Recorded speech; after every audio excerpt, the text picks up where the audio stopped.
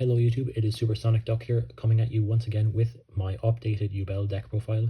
Last time I was playing a Fiendsmith Yubel deck, and now this is a going second Kaiju Yubel deck. I've been playing this deck since the start of the format, and I've been having a lot of fun playing it. I also built another version of this deck that's 60 cards, that plays Fiendsmith monsters, but this is a 42 card version of the deck that just plays the Yubel engine, board breaking going second engine, and the Kaiju cards, and I've been having a lot of fun with it, and it's actually worked out pretty well at locals. I usually go to locals about once a month, sometimes multiple times a month. In the past, with my previous versions of Yubels, I would often experience setting up a board, but my friends and the people at locals, they would know how to break my board because they played against that deck a bunch, and so they would just dismantle it and then, you know, proceed to kind of OTK me from there. So I decided, do you know what? I want to change up the version of the deck so that I don't have to set up a board only to watch it being dismantled.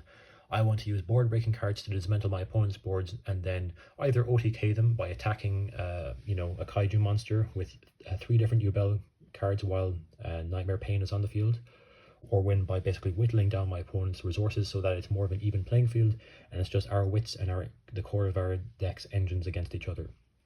So without further ado, let's get into the deck profile. So to start things off with the Kaiju engine and kind of the going second board breaking cards: Dogoran the Mad Flame Kaiju, Jizukuru the Star Destroying Kaiju, and Radian the Multi-Dimensional Kaiju. All of these Kaijus have enough attack points so that if you attack into them 3 times with Nightmare Pain on the field, and you attack into them 3 times with Yubel monsters,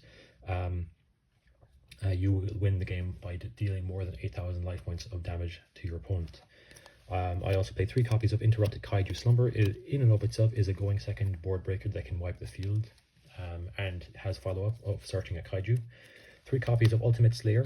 I also play a package in the extra deck of useful cards that have additional second effects that you can trigger once they are in the graveyard or after they've been sent to the graveyard, to make the most out of this card. And your opponent can't, it's kind of a spell speed 4 card because your opponent can't activate monster effects in response to it.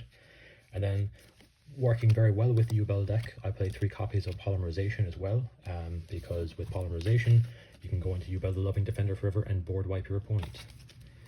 And then 3 copies of Infinite Impermanence as well. This is good going first or second, but because you can activate this from your hand if you control no cards, it's a really great card going second as well as going first. Now, basically, if I draw into any 2 copies of any of these cards, as long as I have 2 of my board breaking cards in my opening hand going second, that's usually enough for me to be able to get a good foot in the game. So that's kind of the idea. Is I draw into 2 of these board breaking cards, I whittle down my opponent's board, and then I go off into my own engine and stuff like that, and either try to OTK my opponent or kind of have a back and forth game. I've been enjoying the games that I've been playing with the deck. It's been a lot of fun. For the Yubel side of things, I played 3 Spirit of Yubel. I really like playing 3 copies of this card. In a Fiendsmith 40 card ish Fiendsmith Yubel deck, I would play 2 for consistency, but because this is a pure Yubel deck, I just want to see as much of this card as possible, and I like having an extra 1 in hand for being able to for its defensive capabilities. I play 1 Yubel and 1 Terror Incarnate. For the starters in the Yubel engine, 3 Samsara D Lotus and 1 for 1 to be able to go into your combos, as well as 3 Nightmare Thrones and a Terraforming. And then obviously play 2 copies of Nightmare Pain as well. I like 2 copies of this card because I really want to see this card in this deck, and I want to have a backup in case one gets destroyed.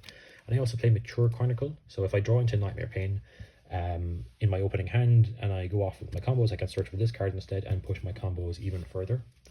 I don't play the Continuous Trap card, although I have wanted to wished I had played it, at least in the side deck for game 3, to be able to go into the Loving Defender forever and burn my opponent for time. So that's if I was to make a change to this deck, that's one change I might consider making. I might also consider adding the Ultimate Nightmare in, but at that point you might be kind of introducing too many bricks into the deck. I played 3 copies of Dark Beckoning Beast and 2 Opening of the Spirit Gates. I chose not to play the Chaos Summoning Beast to reduce the number of bricks in my opening hand. And I also forgot to mention, with Yubel engine, I am also playing the 2 Gruesome Grave Skirmers. You need at least 1 for the engine to work, but I choose to play 2 to have an extra copy of this card because I do like seeing it in my opening hand, because it is a good extender. And then for the Unchained side of things, I play 1 copy of Unchained Soul of Sharvara and 1 Abominable Chamber of the Unchained. And then for the last two cards of the deck, I play cards that help me play through hand traps. So I play Call by the Grave, which negates the hand traps, but I also play Double Wild.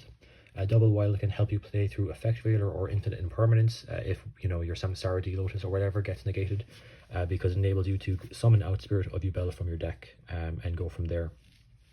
Now, moving on into the extra deck,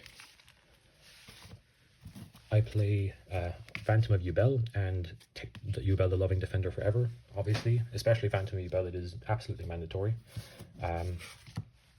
For the kind of link monsters, I play Muckraker from the Underworld. I play, for the Unchained kind of stuff, I play Unchained Soul of Yama, Unchained Soul of Rage, and Unchained Soul of Anguish. With Rage, I will often go into SP Little Knight, or you could go into Muckraker as well. And with Unchained Soul of Anguish, I go into Access Code Talker to be able to further break my opponent's board on my turn.